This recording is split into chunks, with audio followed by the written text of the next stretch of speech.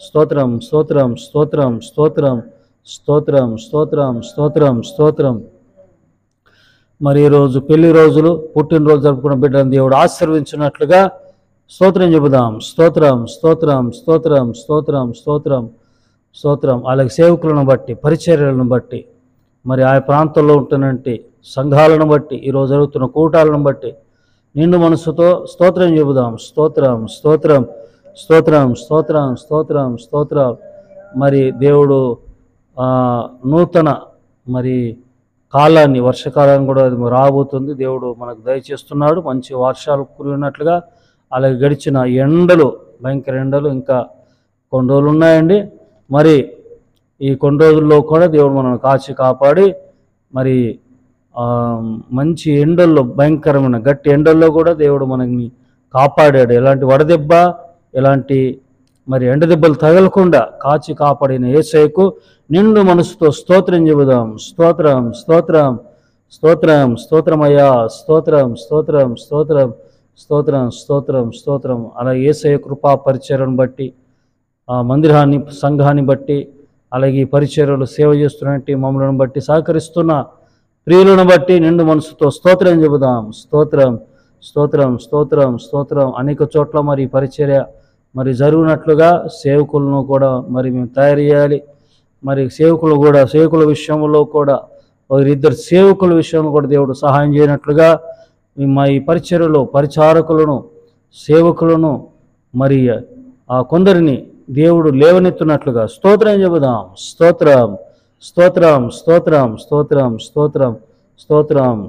తండ్రి యొక్క దేవునికి స్తోత్రం చెబుదాం. స్తోత్రం స్తోత్రం. కుమారుడైన యేసు క్రీస్తుకి స్తోత్రం చెబుదాం. స్తోత్రం స్తోత్రం స్తోత్రం. పరిశుద్ధాత్మ దేవునికి స్తోత్రం చెబుదాం. స్తోత్రం స్తోత్రం స్తోత్రం. ఆమేన్ ఆమేన్. హల్లెలూయా. ప్రేమ దేవులారా, దేవుని వాక్యం చూద్దాము. 42వ అధ్యాయం, యెషయా 42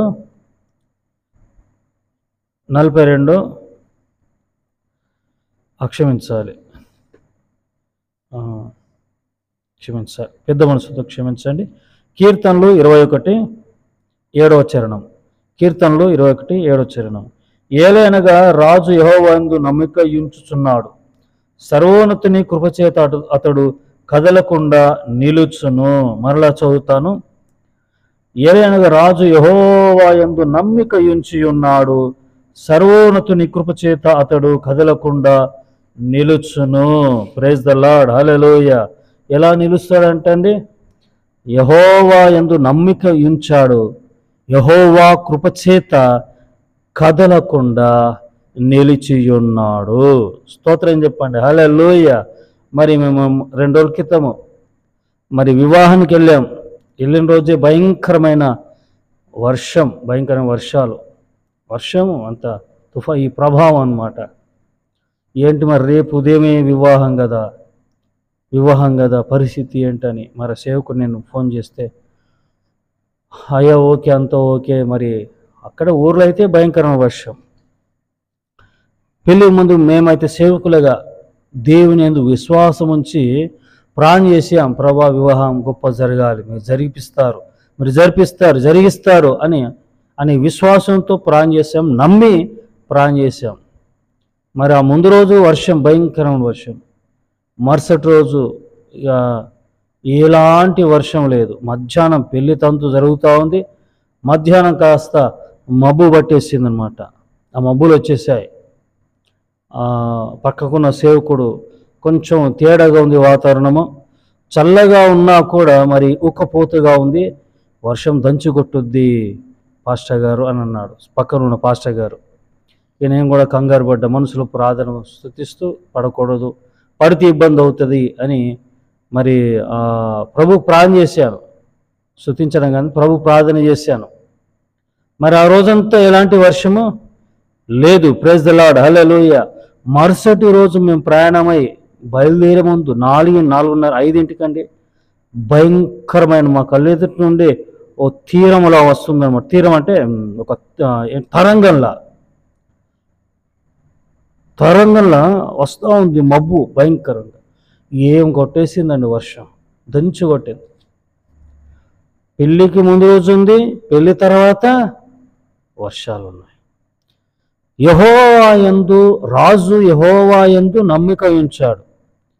మేము సేవకులు మరి ఎవరెవరు ప్రాణం చేశారు వాళ్ళందరూ దేవుని నమ్మిక ఉంచారు.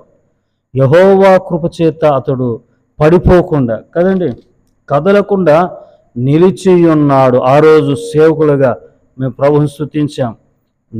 మేము నిలబడుకుని ఉన్నాం. దేవుని కృప చేత ఏమీ జరగలేదు, ఏం కాలేదు, పడిపోలేము. పడిపోతే ఏమవుతుందండి? అందరూ నవ్వుతారు కదా. కొందరు మరి ఉంటారు కదండి, శత్రువులు కూడా ఉంటారు కదండి, వ్యతిరేకులు కూడా ఉంటారు కదండి. మరి వర్షం పడింది అనుకోండి, ఒక కార్యక్రమంలో అందరూ బాగాలేకపోయినా కొందరైనా వ్యతిరేకంగా ఉంటారు, నవ్వుకోవటానికి కదా, నవ్వుల పాలు అవటానికి. కానీ నా ప్రభువు నవ్వుల పాలు చేయలేదు, పడనివ్వలేదు. యెహోవా కృప చేత నిలబెట్టాడు. దేవునికి స్తోత్రం చెప్పండి. హల్లెలూయా. కాబట్టి ఉదయకాల సమయంలో మరి ఒక కార్యక్రమము ఆరంభించే ముందు ప్రార్థనలో గడపండి.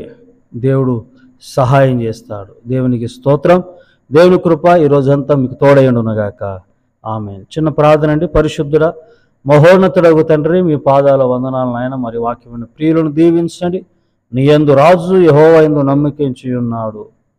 యెహోవా కృప చేత అతడు కదలక నిలుచును.